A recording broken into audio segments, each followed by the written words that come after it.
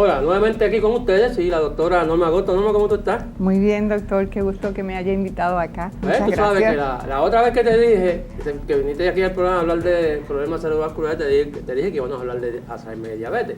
¿Qué relación tiene el Alzheimer con la diabetes? ¿Es más frecuente el Alzheimer en los pacientes diabéticos? ¿Es más frecuente la diabetes en el paciente con Alzheimer? ¿Qué es lo que hay?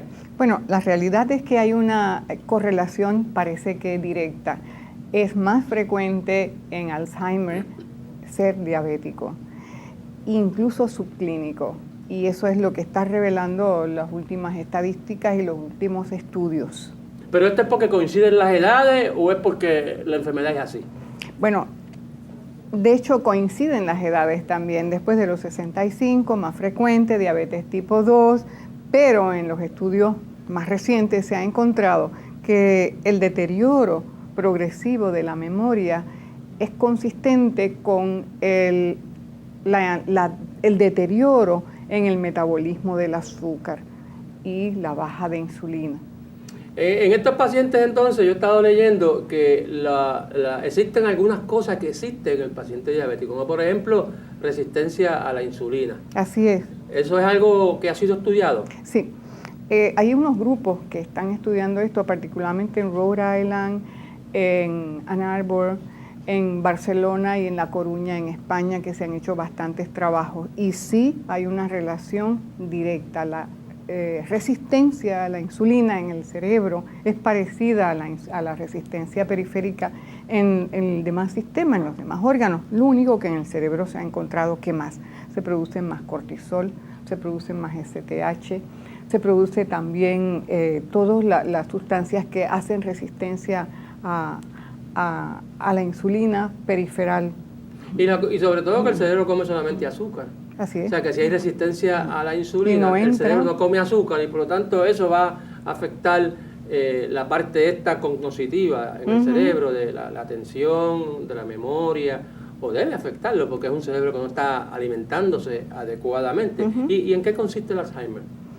El Alzheimer realmente viene en el 1902, doctor Alois Alzheimer describe la patología de una persona que tenía una mujer que tuvo un deterioro progresivo de la memoria, pérdida, y inició con vértigos, interesante, vértigos, después depresión, después irritabilidad y pérdida progresiva y suave de la memoria, hasta entrar en estadios más severos y una postración. Así lo describe él. Realmente el cuadro clínico lo describió su maestro, el doctor Kraepelin. Eran dos psiquiatras alemanes, pero Kraepelin, como Alois Alzheimer en el 1902 en Alemania, describe también este conjunto de daños en el cerebro, porque él siguió a la paciente hasta que hace una autopsia y ve la patología, que es la única forma real que tenemos de diagnosticar hoy por hoy trastornos demenciales como el Alzheimer.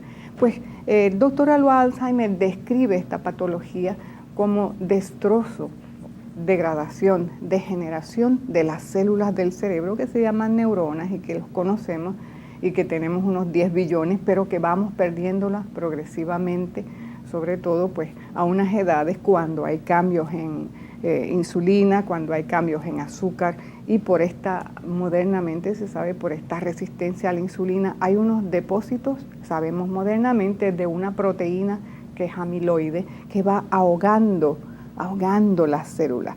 Es precioso esto porque estamos estudiando muchísimo estas áreas, hay mucha investigación a pesar de que no tenemos los mejores recursos.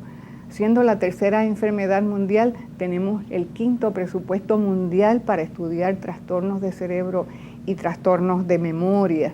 Ahora el presidente Obama ha dedicado $1 billón para estos estudios y en Europa también, pero hemos tenido no tanto presupuesto para estudiar estos efectos. En España, por ejemplo, hay un gran presupuesto y están logrando muchísimos avances tanto en el Alzheimer como en la diabetes y todos los otros padecimientos cerebrales, como es el Parkinson también. Pues la cuestión es que esta misma investigación lleva a encontrar esta proteína amiloide, que es una proteína parecida a la clara del huevo, que ahoga la célula. Es como si uno cogiera un huevo, y es lo más interesante, lo pone en un platillo y le echa agua caliente, ¿qué va a pasar? Se empieza a poner blanco, se coagula la proteína. Y esto mismo es lo que pasa dentro del cerebro. La célula se le va coagulando la proteína y va dejando de funcionar. Su función es transmitir corriente y dentro de esta corriente activa todo el cerebro en todas las áreas. Bueno, pues las células del cerebro en la región temporal que está en la parte interna de donde quedaría la oreja hacia adentro, ahí hay algo que se llama el hipocampo, que es donde está el área concentrada mayor asociativa de la memoria. Pues esa área son unas células grandes, muy primitivas en el desarrollo del cerebro y tienen muchísimo protoplasma. Por lo tanto, le cabe muchísima proteína amiloide y se deposita ahí y empieza a corroer, empieza a lastimar, empiezan a morirse estas células de cerebro del hipocampo que son la base de la memoria.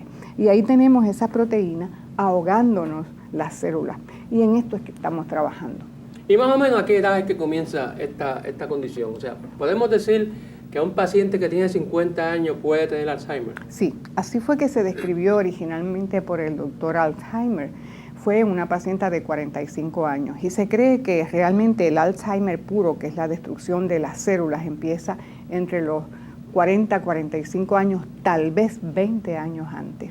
Y se va manifestando floridamente, más evidente, entre los 50, 55, 60 años, aunque la incidencia se demuestra que es después de los 65 porque la célula se va destruyendo por la misma edad, por el mismo metabolismo, un poco más después de los 65, pero sí, una Alzheimer real con destrucción celular debe empezar muy temprano y debemos estar muy atentos, la familia, los médicos de cabecera, porque estos primeros síntomas van a llegar a ellos y a la familia, unos pequeños cambios de memoria, una depresión suave, tal vez mareos, vértigos sin origen real. Esto fue lo que describió el doctor Alzheimer y esto es lo que encontramos en la clínica muy temprano.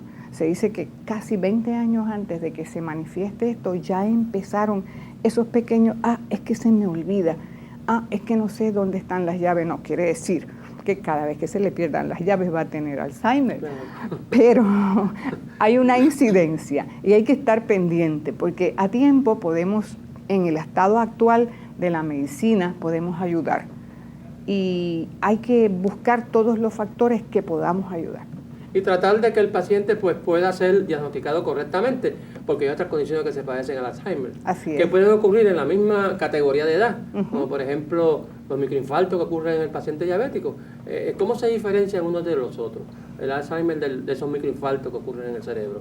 Es un poco difícil. Sabemos que la demencia vascular por microinfartos es de mayor incidencia que la celular de Alzheimer realmente, porque los trastornos vasculares de patología vascular, la microangiopatía, la hipercolesterinemia, o sea, el colesterol elevado, hay una incidencia de mayor influencia genética, pero es mayor la incidencia y la diferencia no es tan fácil. Clínicamente los síntomas son parecidos, entonces entra todo el otro equipo que tenemos para diagnóstico. Inicialmente, pues empezamos con un electroencefalograma donde estudiamos la función viva del cerebro y de ahí que usualmente esta función es lo primero que vamos a encontrar en ondas más lentas, porque si la función se está alterando, pues tenemos funciones más lentas y las podemos detectar. Y esto hace más de 20, 25 años que lo podemos hacer con una precisión muy buena, computarizada. Y podemos tener un más o menos 0.5 nada más de errores, que esto es buenísimo. Después de esto pasamos ya a métodos más anatómicos, donde ya se manifiesta. Acuérdense que lo primero que se altera es la función, después la anatomía. Y ahí entonces entran las resonancias magnéticas y más modernamente, y lo acaba de aprobar el Medicare, la emisión de protones, el PET scan con el PBI, que son ahora para poder estudiar los depósitos de sustancia amiloide. Estos depósitos de sustancia amiloide que se depositan en el cerebro, en el hipocampo, es lo mismo que ocurre en el paciente diabético en el páncreas. Así es. Por eso es que algunos autores, algunos investigadores le han llamado al Alzheimer la diabetes tipo 3. Pero de eso y de cómo se maneja el paciente con Alzheimer y diabetes hablaremos en la próxima parte de este programa. Si deseas más información sobre Alerta Diabetes, puedes buscarnos en la internet visitando nuestro canal en YouTube www.youtube.com/Alerta Diabetes o la página www.centrodiabetespr.com.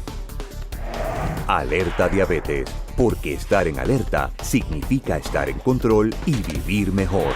Alerta Diabetes llega a ustedes en parte gracias a una contribución educativa de Lilly USA LLC. Para mayor información relacionada a fondos educativos de Lilly, visite la página www.lillygrandoffice.com. Bristol Myers Squibb.